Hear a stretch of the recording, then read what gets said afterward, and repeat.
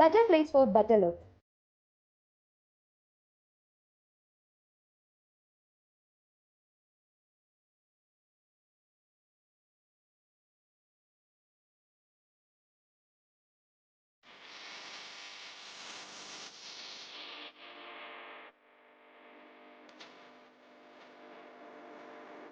അടിമുടി മാറാൻ വടക്കാഞ്ചേരിയിലെ ആദ്യത്തെ ബ്യൂട്ടി പാർലർ ഇപ്പോഴിതാ ചെറിയ ഇടവേളയ്ക്ക് ശേഷം വീണ്ടും വടക്കാഞ്ചേരിയിൽ 30 years of legacy. All types of hair treatment, haircut, kids haircut, pedicure and manicure, dandruff treatment, bridal makeup and makeover. Better place for better look. Diana Beauty Care, Ashtapati Complex, Purayoram, Vadakkanchery. Mobile number 9633592827.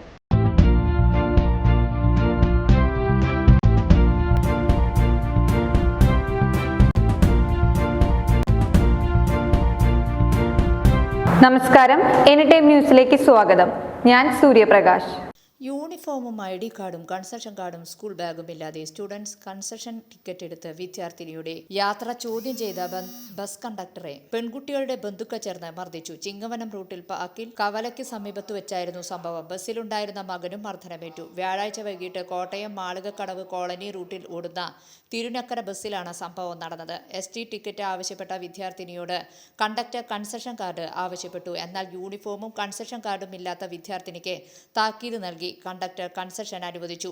പക്ഷേ വിദ്യാർത്ഥിനി ബസ്സിൽ നിന്ന് ഇറങ്ങി 1 മണിക്കൂറിന് ശേഷം ബന്ധുക്കൾക്കൊപ്പം എത്തി bus തടഞ്ഞു നിർത്തി കണ്ടക്ടറെ മർദ്ദിക്കുകയായിരുന്നു. ബസ്സിലുണ്ടായിരുന്ന പ്രദീപിന്റെ 16 വയസ്സുള്ള മകനും മർദ്ദനമേറ്റു. പേടിച്ച് പനി പിടിച്ച മകൻ ചികിത്സയിലാണ്.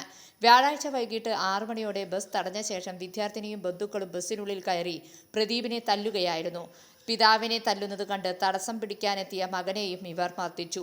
ഈ സമയം ബസ്സിന് പുറത്ത് ഒരു സംഘം ആക്രോശം മുഴക്കി ഉണ്ടായിരുന്നു. ഇവരിലൊരാൾ ഹെൽമറ്റ് ഉപയോഗിച്ച് പ്രദീപിന്റെ തലയ്ക്കടിക്കുകയും ചെയ്തു. തലപൊട്ടിയ പ്രദീപ് ആദ്യം ജില്ലാ ജനറൽ ആശുപത്രിയിലും പിന്നീട് കോട്ടയം മെഡിക്കൽ കോളേജ് ആശുപത്രിയിൽ ചികിത്സ തേടി.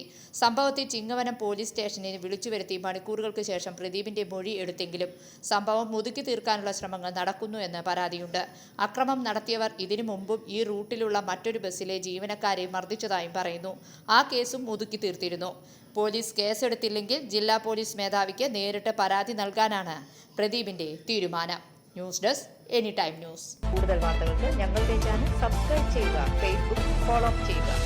വാർത്തകൾ വേഗത്തിലറിയാൻ എനിടൈം ന്യൂസ്.